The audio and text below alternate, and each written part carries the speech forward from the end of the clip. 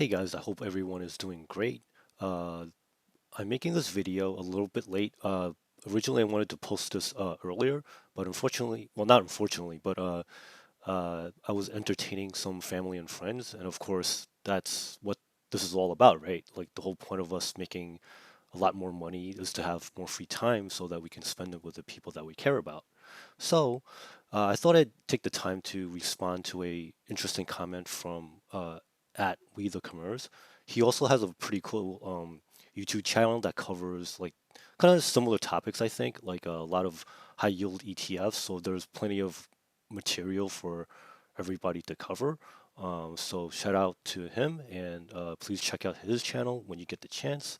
And of course, if you could like and subscribe to my channel, that would be greatly appreciated.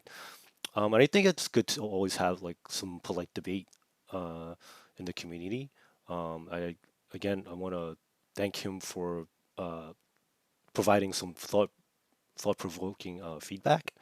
This is my respectful response. I think that he also is more of an enthusiast of TSLP, whereas I'm kind of like, I'll take a wait and see approach to Curve Invest TSLP. So just to recap, I'm not a fan of like playing games with like their names and like the expense ratios. So it's kind of weird that they didn't just put this under their Neos ETF umbrella because I thought like Neos is a pretty cool name. But I mean, this is just me nitpicking. The more important part is like the fees. I think like right now they currently they match the Yieldmax ETFs at 99 basis points, but this is only up until like December 2024, I believe. So I hopefully they can cut it to like a permanent 99 basis points because otherwise it's gonna go up to 115 basis points in the future, and I don't think that's good. I think you want to at least like match them, and since they're the newer ETF company, I think they want to maybe even undercut them a little bit, maybe 90 or 85 basis points, but that's just me. Um, yeah, you received this blurb is like December 31st, 2020 fee, 2024, sorry, in their prospectus. But more, let's go into the question at hand. Did Panda screwed things up again, saying that maybe it's not really a similar strategy? Because just based on his comment, I don't think TSLP is a competitor to TSLY. They are not similar funds, but my opinion is that they are. So he's saying number one, covered call versus synthetic options, which I think he means synthetic covered call maybe. But well, I'll go into like the actual like their holdings in a little bit. Defensive measure versus no defensive. Okay, that's also up for debate. And aim to protect capital erosion versus no protection, which is okay, also up to the debate. And then balanced income growth versus pure income. So that'll also probably cover, like, I guess, as we move through the slides. And he says, good video. If you want to grow your subscribers, recommend that you join a community, actively debate, and have a discourse conversation with people. And yeah, that I think that's pretty reasonable. And I'm hoping that not just within our communities, but like, just the general YouTube, like high yield ETF enthusiasts. I'm hoping we can also find some common ground, and then also when there's like differences of opinion, maybe like hash it out politely instead of like the usual like sometimes like the comment section is just like wow, it's pretty nuts. But anyway, so the price performance it's definitely in Mr. Kamura's favor, at least for now. Like the price action it favors TSLP. It's actually going up instead of like the other direction with TSLY. Although I would say that I'm for TSLY, assuming that they can keep their dividend intact, I guess like around the 40-50 range. I don't mind like a little bit of capital depreciation, so I think I can lower my average total cost. But that's that still remains to be seen. But so far, TSLP they've held on to their I guess like that the price level. So I think that's a nod in favor for TSLP. Now, in terms of, I think maybe some of the difference in opinion could also be attributed to like maybe curves like in their marketing material. Maybe they can clarify the better clarify things a little bit better. For example, dynamic optimization balance between income versus capital appreciation is kind of vague. It doesn't tell you like what they're actually going to do, which I think if they maybe want to protect, like, I don't know, maybe they have some super duper secret sauce that I don't know about. I guess that's fine, but the proof is within like the actual holdings. So I'll give them the benefit of the doubt that they're still relatively new, but I think in terms of different strategies, in terms of structure, they're pretty much the same. They have a longer dated call and a longer dated short put, and then they're selling like closer to the money. Sorry, closer to the expiration covered call. So, and like the strike selection is the only thing that I see different between what Yieldmax is doing and what Curve is trying to do.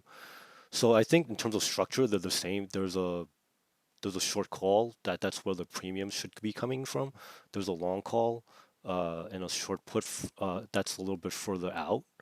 So there's a lot of different names for these type of things. So synthetic cover call I think would be the one that I would prefer. But this is also can be called a diagonal spread, and a long call and short put is sometimes called a combo. For those of you that are old enough to remember these things, um, so I think right now, like if you look at the quantities, they're okay. So you have the closer like dated, like for example December 15th, but it's a little bit further. Uh, like the covered call is a little bit further away than what Yieldmax has. In the next slide, like for example, they have uh, well, first the closer in terms of time, November 15th, at the time of this recording, and then there's also I'm sorry, I'm looking at the wrong thing. These are just the treasuries. So for example, the 225 is closer to the money. And this is like their November 23rd strike. So let me make sure. Okay, so it's November 10th, 2023. So by the time you read this will actually have expired.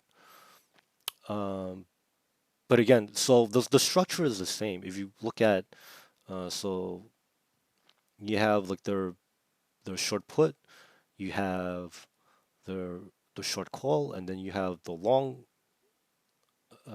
call, right? Let me just make sure. Yep. Okay. So and then if you go back over here, so this one is a little laid out a little bit nicer. So they have the short call over here, they have the long call over here, and they have the short put over here. And you can tell the direction by like just like the plus and minus signs in the quantity section.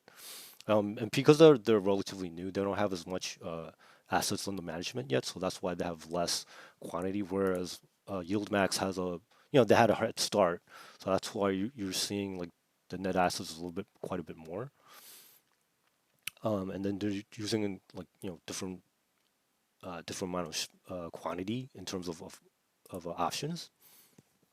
So structurally they're the same, but the key difference is the strike selection. So they're further out of the money. So that means they're pulling in less, I guess, income if you want to call it. I guess technically you want to call this less premium, but we're getting paid indirectly with these premiums in the form of a dividend. So this is where I think this part, like the dynamic optimization, the balance between the income and the capital appreciation comes in, because this is the trade-off. TSLP has the potential to have capital appreciation, or up to a certain point, because remember they still have a covered call, so they have more room to. Let's say if Tesla goes gangbusters again and they start shooting up, they're capped at 240, but which is still higher than what Yieldmax has at 225. So you can for this type of structure, They're they're if depending on when they perform this trade, the difference between like the strikes. So let's say your cap between um, like the 190 strike and the 225. So that's like $35 of potential gains there. And then, but actually, technically, well, assuming everything goes right, the difference between 215 and 240, that's only $25. But again, like in a future trade, there could be depending on the price action and depending on how well they select their strikes. Um, Technically, in this example, Yieldmax also has a slightly higher capital appreciation potential. Again, but assuming everything goes right, which is like you actually want um, Tesla to to actually be strong. So this way you can get both the capital appreciation and the premium from the short strikes. But anyway, so I think to kind of sum this up, I don't think there's a wrong answer here. It depends on like what you want. For myself, since I'm a bit older than probably most of my audience, but I'm not quite a boomer. Like I'm not physically in retirement age. I'm just like an older guy, and I'm kind of preparing for the future. So I would prefer more dividends rather than capital appreciation. So that's why I'm gonna stick with TSLY for now. Just because I also have I think for now a decent cost basis. I intend to kind of chip away at the cost basis until I'm comfortable, like just like collecting like the dividends through the options premium. But TSLP could also work too, assuming that their strike selection is good also. I mean, so far they kind of lucked out. Like there hasn't been that much nav erosion yet. So this is just for myself. I'm just gonna stick with TSLY for now until I see either a price cut, and then I also kind of want to see how much they pay out as well. Like maybe at least like 1 or 2 months, just to see like how well they do. I mean, I can always change my mind. So maybe in the future, I might have to swap out TSLY, but for TSLP. But as of right now, like I don't see a need for me to do so. So I would say overall, it was a thought-provoking feedback because I thought maybe I screwed up somewhere, maybe I didn't do something right. Because maybe the one of the things that could be um, helpful in the future, because either of these guys, they can always swap out the options for the actual stock, and then that would be like a more traditional covered call. And then, like for example, TSLP can also, instead of doing like a 1-for-1 covered call strategy, what they can do is do less covered calls, and then that would actually give them more chance for like a capital gain. But anyway, that's a lot of things that could be done in the future. I guess we just all have to kind of keep an eye on how they structure things and like the strike selection and how much they're actually paying out. So no one can afford to be complacent here. We also have to keep checking up on these things. That's why I'm going to continue making these videos just for myself, just to kind of see the progress, and that I think that benefits everyone's audience as well. So I think in general, the competition is good for the space. But I'm keeping TSLY just because one has a good head start and there's more potential for yield, and then also they also have options on TSLY itself, so I don't mind that. But let's see if TSLP has more capital appreciation potential. For right now, like the TSLP is on